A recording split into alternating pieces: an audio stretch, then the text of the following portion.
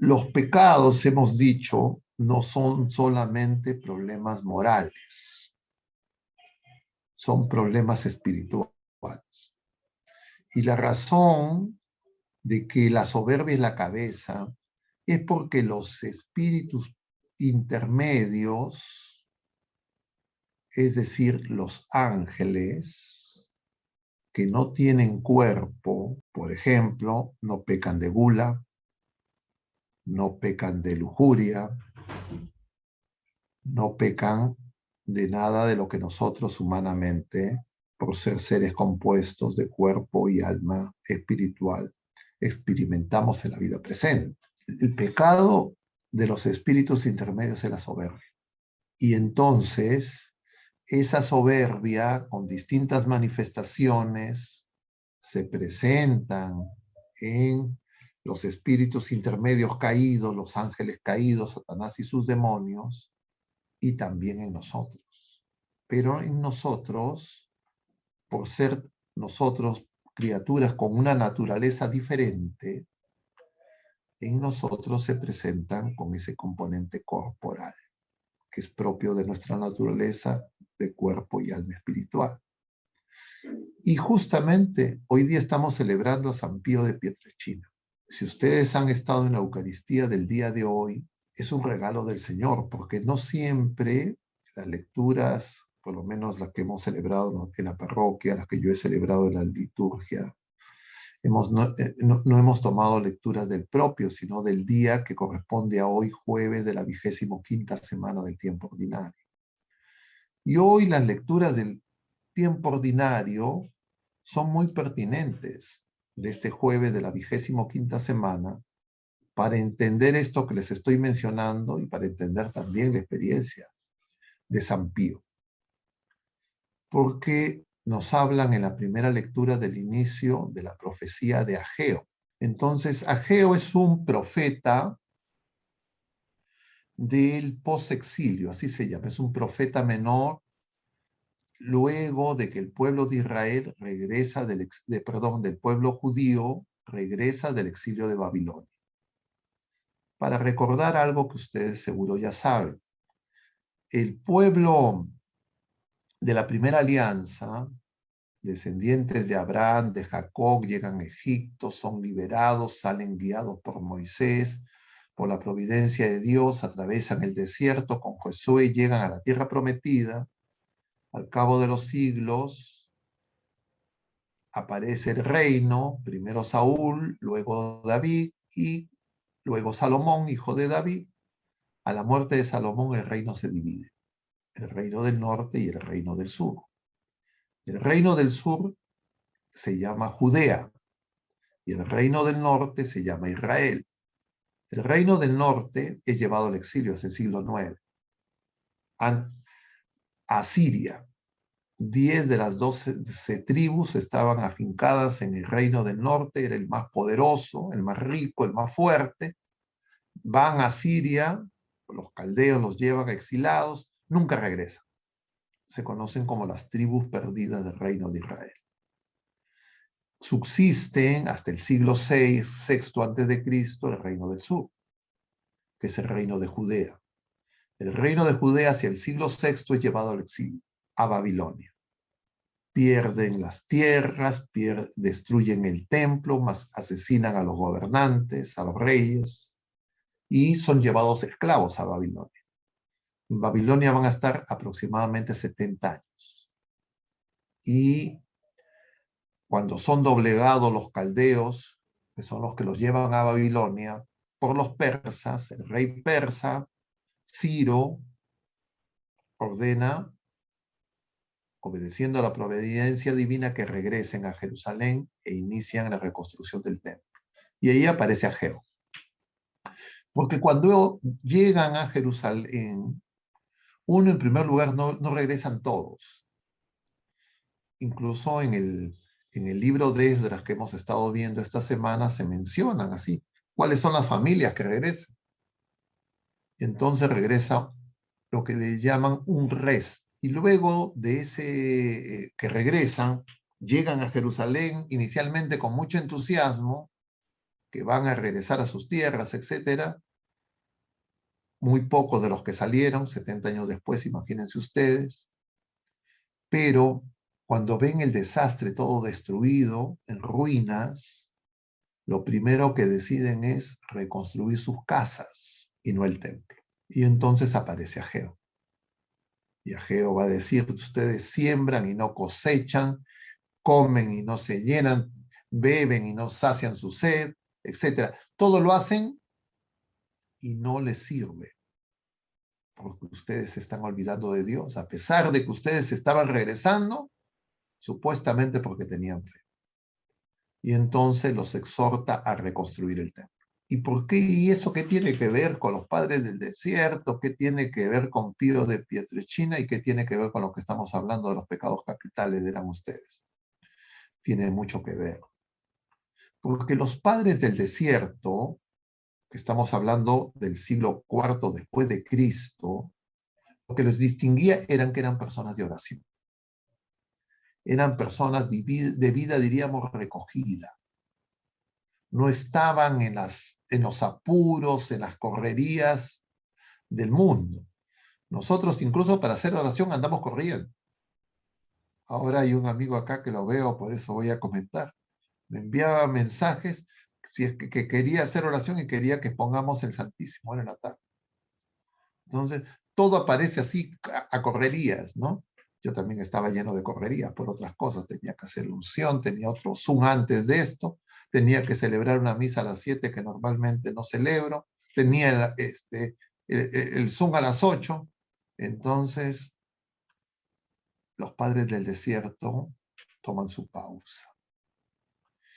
Saben que para pelear con el demonio, lo superficial, la mirada así diríamos rápida, es peligrosísimo. Porque el demonio es capaz incluso de generar falsos fervores. El demonio puede hacer que uno quiera hacer oración. Es decir, la oración es fundamental. Y esa reconstrucción del templo tiene que ver con la oración. Porque el templo, sabemos, es el cuerpo de Cristo. Nosotros somos templo del Espíritu Santo. Nosotros somos casa de Dios y la casa de Dios tiene que ser casa de oración. Pero no oración al paso, sino oración continua, permanente. Pero si vivimos corriendo de un lado para otro, la oración se convierte en una actividad más, en una lista de muchas actividades. Y entonces San Pío era una persona de oración, como todos los santos. Pero sobre todo San Pío hizo, porque a la gente le llama la atención San Pío, a la mayoría de las personas, porque es un santo muy popular, uno de los santos más populares. Si yo les pediría que abran el micro y les preguntara por qué San Pío es popular, probablemente estoy haciendo una hipótesis, la gente respondería por los estigmas, porque hacía grandes milagros, es un gran taumaturgo, ¿no? El Señor, ¿no? A través de San Pío, porque se bilocaba. Entonces uno puede creer que lo importante de San Pío, lo que tenemos que aprender de San Pío son las cosas, diríamos, extraordinarias de la vida de San Pío. Y eso sería un error. Pero probablemente eso es lo que llama la atención a la mayoría de las personas. Y San Pío era importante porque era una persona contemplativa, de oración. En su biografía se dice que desde pequeño se le manifestaba el Sagrado Corazón de Jesús y María. Entonces, para él era cotidiano hablar con María. Y él creía que todos hablaban con María.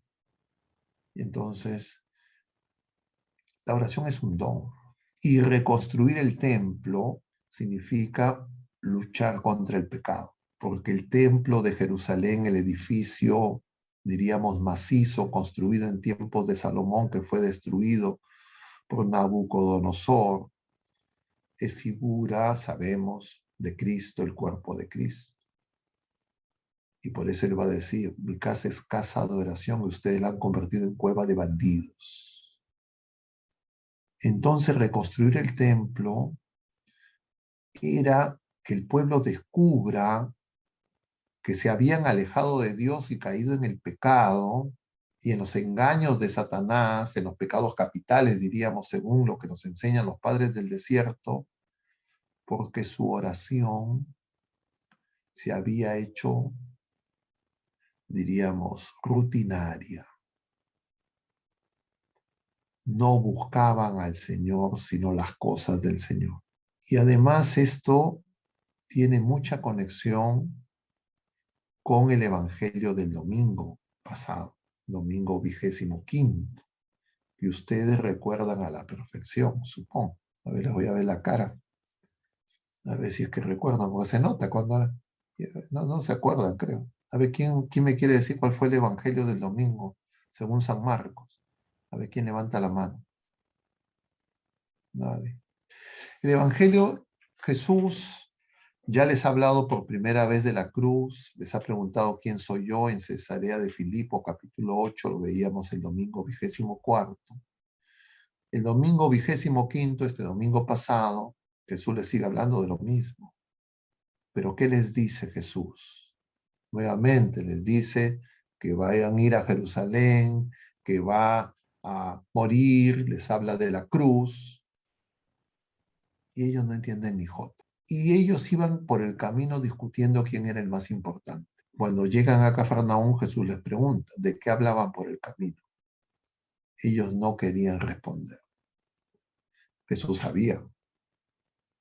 Y entonces Jesús dice, trae un niño, lo abraza y le dice, quien no me recibe a mí como a este niño, no puede entrar en el reino.